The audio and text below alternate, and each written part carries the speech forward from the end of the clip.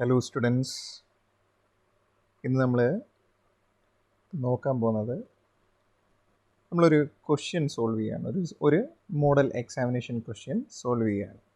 HSSൻ്റെ ആദ്യമേ പറഞ്ഞുകൊള്ളട്ടെ, ഇതിന് എക്സാം എന്ന് പറയുമ്പോൾ അതൊരു ബാലികേറ മലയായിട്ടൊന്നും കരുതണ്ട. എളുപ്പമായിട്ട് തന്നെ നമുക്ക് ചെയ്യാം, ടെൻഷനൊന്നും വേണ്ട.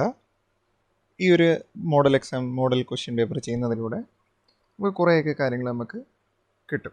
ബാക്കിയുള്ളത് നിങ്ങൾ അതിനകത്ത് ഫർദർ പ്രാക്ടീസ് ചെയ്ത് നമുക്ക് നല്ല മാർക്ക് തന്നെ ഈ എക്സാമിന് വാങ്ങിക്കാം. ശരി, അപ്പം നമ്മൾ ആദ്യത്തെ ക്വസ്റ്റ്യൻ ഒന്ന് നോക്കിയേ. Which one of the following forces have the shortest range of the operation? അതായത് നമ്മുടെ നേച്ചറിൽ ആകെയുള്ള 4 മെയിൻ ഫോഴ്സാണുള്ളത്. അതിനകത്തുള്ള ആദ്യം വരുന്നത് ഗ്രാവിറ്റേഷണൽ ഫോഴ്സ്, പിന്നീട് വരുന്നത് സ്ട്രോങ് ന്യൂക്ലിയർ ഫോഴ്സ്, പിന്നെ ഇലക്ട്രോമാഗ്നറ്റിക് ഫോഴ്സ്, പിന്നെ വരുന്നത് വീക്ക് ഫോഴ്സ്.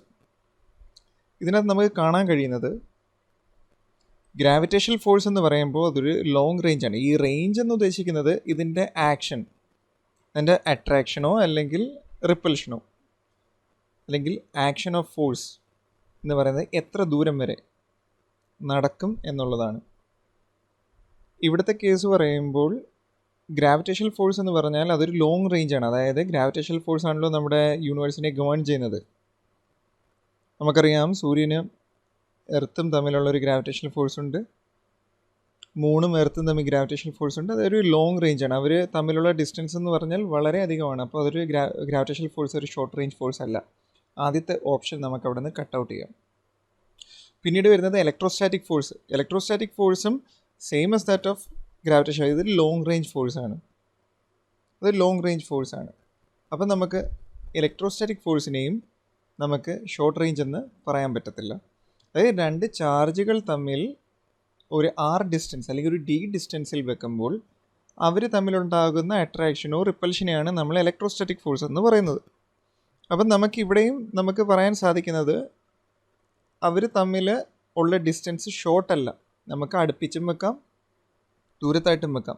അപ്പോൾ ദൂരെ വെച്ചാലും ഇവർക്ക് എന്താണ്, നമുക്ക് ഫോഴ്സ് ഓഫ് അട്രാക്ഷൻ അല്ലെങ്കിൽ സെയിം ചാർജ് ആണെങ്കിൽ ഫോഴ്സ് ഓഫ് റിപ്പൽഷൻ അവിടെ സംഭവിക്കും. അപ്പം ഇലക്ട്രോസ്റ്റാറ്റിക് ഫോഴ്സും ഒരു ഷോർട്ട് റേഞ്ച് ഫോഴ്സ് അല്ല.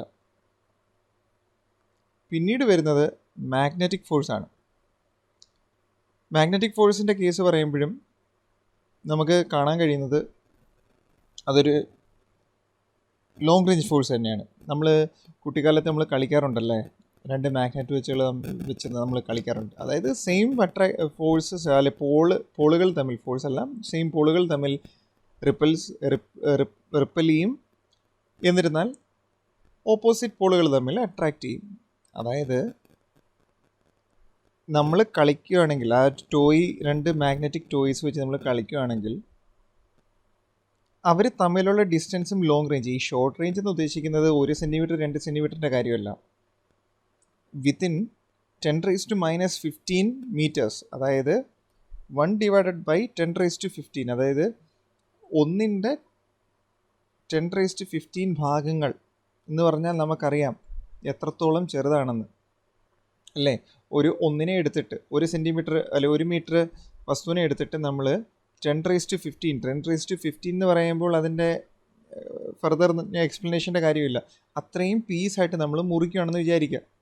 അതിനകത്ത് മുറിച്ച് കഴിഞ്ഞിട്ട് അതിൻ്റെ ഒരു പീസ് എടുക്കുമ്പം അത്രയും ഡിസ്റ്റൻസ്, അതിനെയാണ് ഈ ഷോർട്ട് റേഞ്ച് എന്ന് നമ്മൾ പൊതുവേ പറഞ്ഞു വെച്ചേക്കുന്നത്. അപ്പോൾ ഇവിടെ നമുക്ക് കാണാൻ കഴിയുന്നത് മാഗ്നറ്റിക് ഫോഴ്സും അത്തരത്തിലുള്ളൊരു ഫോഴ്സ് അല്ല. അപ്പോൾ നമ്മൾ അതിനെ നമുക്ക് ഷോർട്ട് റേഞ്ച് ഫോഴ്സ് എന്ന് പറയാൻ പറ്റത്തില്ല. അതിനകത്തുള്ള B ഓപ്ഷൻ നോക്കിയേ, ന്യൂക്ലിയർ ഫോഴ്സ്. ന്യൂക്ലിയർ ഫോഴ്സ് എന്ന് പറഞ്ഞാൽ ഒരു ന്യൂക്ലിയസിനകത്ത് എന്തൊക്കെയുണ്ട്? ന്യൂട്രോണും പ്രോട്ടോണും അല്ലേ. ന്യൂട്രോണും പ്രോട്ടോണും അതിനെ, അല്ലെങ്കിൽ നമ്മൾ അവരെ ന്യൂക്ലിയോൺസ് എന്ന് വിളിക്കും. ഈ ന്യൂക്ലിയോൺസ് തമ്മിലുള്ള അട്രാക്ഷൻ, ഇവരെയാണ് നമ്മൾ ഷോർട്ട് റേഞ്ച് ഫോഴ്സ് എന്ന് പറയുന്നത്. കാരണം നമുക്കറിയാം ഒരു ന്യൂക്ലിയസിൻ്റെ ഡയമീറ്റർ എന്ന് പറഞ്ഞാൽ എത്ര, 10⁻15 മീറ്റേഴ്സാണ്. അപ്പോൾ അതിനകത്ത് വരുന്ന ആ റേഞ്ചിനകത്ത് വരുന്ന ഫോഴ്സ് ഓഫ് അട്രാക്ഷനെ അല്ലെങ്കിൽ റിപ്പൽഷനെ, പക്ഷേ ഇവിടെ അട്രാക്ഷനാണ്, റിപ്പൽഷൻ വരുന്നില്ല, ആണ് നമ്മൾ പറയുന്നത് ഷോർട്ട് റേഞ്ച് ഫോഴ്സ് എന്ന് പറയുന്നത്. അപ്പം നമ്മുടെ ആദ്യത്തെ ഉത്തരം ന്യൂക്ലിയർ ഫോഴ്സ്. ഇനി രണ്ടാമത്തെ ചോദ്യം ഒന്ന് നോക്കിയേ. In the uniform circular motion which of the following physical quantity does not remain constant? Constant ആകാത്ത ഫിസിക്കൽ ക്വാണ്ടിറ്റി എന്താണ് എന്നാണ് ചോദിക്കുന്നത് ഒരു യൂണിഫോം സർക്കുലർ മോഷനകത്ത്. ഒരു യൂണിഫോം സർക്കുലർ മോഷൻ നമ്മൾ എടുക്കുകയാണെന്ന് വിചാരിക്കുക. അതായത് ഒരു സർക്കുലർ പാത്തിലൂടെ ഒരു ബോഡി മൂവ് ചെയ്തുകൊണ്ടിരിക്കുകയാണ്. അവിടുത്തെ കേസ് പറയുമ്പോഴത്തേക്ക് നമുക്കറിയാം യൂണിഫോം സർക്കുലർ മോഷൻ എന്ന് പറഞ്ഞാൽ ഒരു സർക്കുലർ പാത്തിലൂടെ ഒരേ സ്പീഡിലൂടെ ഒരേ സ്പീഡോടെ മൂവ് ചെയ്യുന്ന ഒരു വസ്തുവിനെ നമ്മൾ യൂണിഫോം സർക്കുലർ പാത്ത് അല്ലെങ്കിൽ യൂണിഫോം സർക്കുലർ മോഷൻ എന്ന് നമ്മൾ പറയും. അതിനകത്തുള്ള ഫസ്റ്റ് ഓപ്ഷൻ നോക്കിയേ, സ്പീഡ്. യൂണിഫോം എന്ന വാക്കിൻ്റെ അർത്ഥം എന്താണ്? Same, constant. ഇവിടെ നമുക്ക് കാണാൻ കഴിയുന്നത് സ്പീഡ് കോൺസ്റ്റൻ്റ് ആണ് അവിടെ. അതായത് ഞാൻ 2 മീറ്റർ പെർ സെക്കൻഡിലൂടെ മൂവ് ചെയ്യാണ്, അല്ലെങ്കിൽ ഒരു വസ്തു 2 മീറ്റർ പെർ സെക്കൻഡിൽ മൂവ് ചെയ്യാണ്, അതാണ് എൻ്റെ സ്പീഡ്. അങ്ങനെ വരുവാണെങ്കിൽ അത് ത്രൂ ഔട്ട് ഏത് പോയിന്റ് എടുക്കുക, ഇവിടുത്തെ ഒരു പോയിന്റ് എടുത്താലും 2 മീറ്റർ പെർ സെക്കൻഡ് ആണ്, ഇവിടുത്തെ പോയിന്റ് എടുത്താലും 2 മീറ്റർ പെർ സെക്കൻഡ് ആണ്, ഇവിടുത്തെ പോയിന്റ് എടുത്താലും 2 മീറ്റർ പെർ സെക്കൻഡ് ആണ്. സ്പീഡാണ്, ഞാനിവിടെ സ്പീഡിൻ്റെ കാര്യമാണ് പറയുന്നത്. സ്പീഡ് നമുക്കറിയാവുന്നത് പോലെ it is A scalar quantity. അതിന് മാഗ്നിറ്റ്യൂഡ് മാത്രമേ ഉള്ളൂ, ഡിറക്ഷൻ ഇല്ല. അപ്പം സ്പീഡ് ഒരു സ്കെയിലാർ ക്വാണ്ടിറ്റി ആയതിൻ്റെ ഭാഗമായിട്ട് നമുക്ക് അവിടെ ഡയറക്ഷൻ സൂചിപ്പിക്കേണ്ട കാര്യം വരുന്നില്ല. അതിൻ്റെ magnitude through out the circular motion constant ആയിരിക്കും. അപ്പോൾ അത് കോൺസ്റ്റൻ്റ് ആണ്. Kinetic energy. കൈനറ്റിക് എനർജിയുടെ കാര്യം പറയുകയാണെങ്കിൽ 12 mv². ഇത് നമുക്ക് എല്ലാവർക്കും അറിയാം അല്ലേ? ഇതെല്ലാവർക്കും അറിയാം. അപ്പം അതിനേക്കാൾ ഉപരി എനർജി എന്ന് പറയുന്നത് ഒരു സ്കെയിലാർ ക്വാണ്ടിറ്റിയാണ് അല്ലേ? സ്കെയിലാർ ക്വാണ്ടിറ്റി എന്ന് പറഞ്ഞാൽ those physical quantities which have a magnitude but there is no specified direction. Direction നമ്മൾ സൂചിപ്പിക്കേണ്ട കാര്യമില്ല, മാഗ്നിറ്റ്യൂഡ് മാത്രമുണ്ടെങ്കിൽ അവരെ നമ്മൾ എന്ത് വിളിക്കുന്നു? Scalar quantity. എനർജി ഒരു സ്കെയിലാർ ക്വാണ്ടിറ്റിയാണ്. അപ്പോൾ അവിടെ മാഗ്നിറ്റ്യൂഡ് എല്ലായിടത്തും സെയിം തന്നെ, അത് കാരണം അവിടെ ഒരു വ്യത്യാസം വരുന്നില്ല. അടുത്തതായിട്ട് വരുന്നത് ആംഗുലാർ വെലോസിറ്റി. വെലോസിറ്റി അല്ല, ആംഗുലാർ വെലോസിറ്റി. അതായത് നമ്മുടെ കയ്യിൽ ഒരു വസ്തു ഇങ്ങനെയുണ്ട്, ഒരു ആക്സിസിന് ചുറ്റുമായിട്ട് കറങ്ങുകയാണെങ്കിൽ അതിൻ്റെ ആംഗുലാർ വെലോസിറ്റി ഡയറക്ഷൻ എന്ന് പറഞ്ഞാൽ ഇതിൻ്റെ ഡയറക്ഷൻ, അതായത് ഒരു ഒബ്ജക്റ്റ് ഇങ്ങനെ കറങ്ങുകയാണെങ്കിൽ അതിൻ്റെ ആംഗുലാർ ഡയറക്ഷൻ എന്ന് പറഞ്ഞാൽ റൈറ്റ് ഹാൻഡ് തമ്പ് റൂൾ വെച്ചാണ് നമ്മൾ കണ്ടുപിടിക്കേണ്ടത്. അതായത് നമ്മളൊരു വസ്തുവിനെ എടുത്തിട്ട് ആ ബോഡി കറങ്ങുന്നതിൻ്റെ ഡയറക്ഷനിൽ നമ്മുടെ ഫിംഗേഴ്സ് വേൾ ചെയ്യുമ്പോൾ നമ്മുടെ തമ്പ് ഡിനോട്ട് ചെയ്യുന്ന ഡയറക്ഷനെയാണ് നമ്മൾ ആംഗുലാർ വെലോസിറ്റി ഡയറക്ഷൻ എന്ന് പറയുന്നത്, ഒമേഗ. ഇവിടെ നമുക്ക് കാണാൻ കഴിയുന്നത് ഒരു യൂണിഫോം സർക്കുലർ മോഷനിൽ അതിൻ്റെ ആംഗുലാർ വെലോസിറ്റി എപ്പോഴും സെയിം ഡയറക്ഷൻ തന്നെ ആയിരിക്കും, അതിൻ്റെ മാഗ്നിറ്റ്യൂഡും സെയിം ആയിരിക്കും. അതിൻ്റെ അർത്ഥം ആംഗുലാർ വെലോസിറ്റിയും എന്താണ്? കോൺസ്റ്റൻ്റ് ആണ്. എന്നാൽ അവിടെ കാണുന്ന ബി ഓപ്ഷൻ എന്ന് നോക്കിയേ, ബി ഓപ്ഷൻ അതാണ് ലീനിയർ മൊമെൻറ്റം. ലീനിയർ മൊമെൻറ്റത്തിനെ നമ്മൾ അല്ലെങ്കിൽ ഡിനോട്ട് ചെയ്യുന്നതാണ് പി വെക്റ്റർ.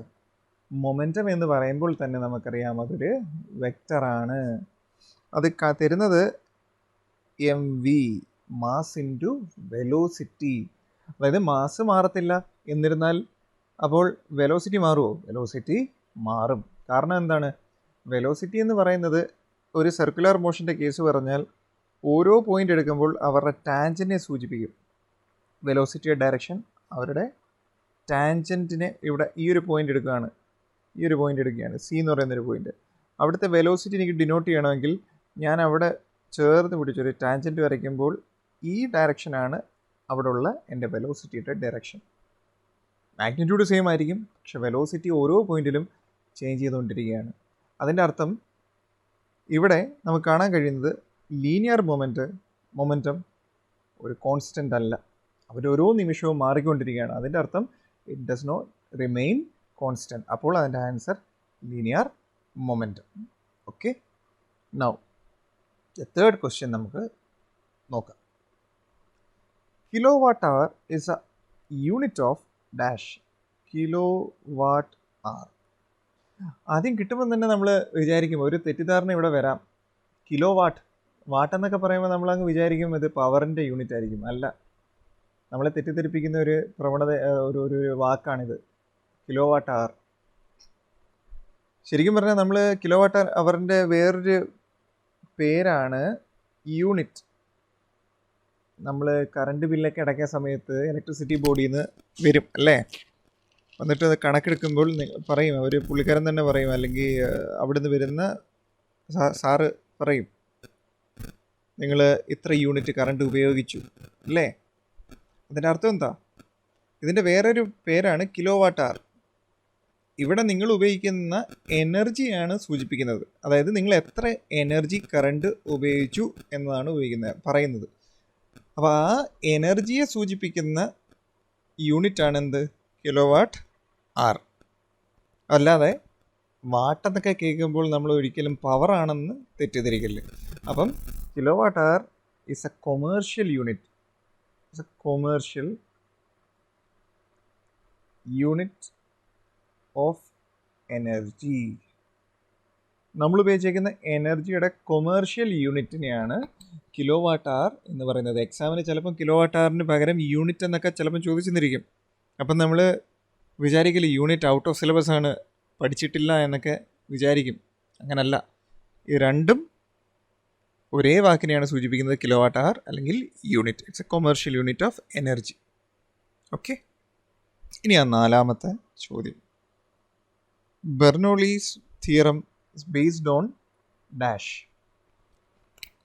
ബെർണോളീസ് തിയറം ഒരു വളരെ മനോഹരമായൊരു തിയറമാണ്. ഫിസിക്സിനകത്ത് ബെർണോളീസ് തിയറം എന്ന് പറഞ്ഞാൽ വളരെ മനോഹരമായൊരു തിയറമാണ്. നമുക്കറിയാം ബെർണോളീസ് തിയറം എന്ന് പറഞ്ഞാൽ, ഞാനൊരു ബോഡി എടുക്കുകയാണ്, ഒരു പൈപ്പ്, പൈപ്പ് ഇങ്ങനത്തെ ഒരു പൈപ്പ്. ഈ പൈപ്പിൻ്റെ ഇത് പോയിൻ്റ് എ, ഇത് പോയിൻ്റ് ബി. ഇത് place at a height h1, place at a height h2, place at a height h2. ഇങ്ങനൊരു പ്രതലത്തൂടെ നമ്മൾ വെള്ളം കടത്തി വിടുകയാണെന്ന് വിചാരിക്കുക.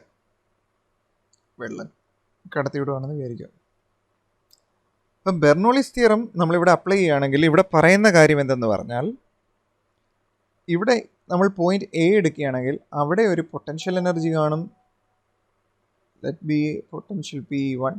ഒരു കൈനറ്റിക് എനർജി കാണും P1, K1. പോയിന്റ് ബിയിൽ പൊട്ടൻഷ്യൽ എനർജി കാണും P2, കൈനറ്റിക് എനർജി K2. ഇതുകൂടാതെ ഇവിടെ നമ്മളൊരു വർക്ക് ചെയ്യണമല്ലോ ഈ വെള്ളത്തിനെ കടത്തിവിടാൻ. ആ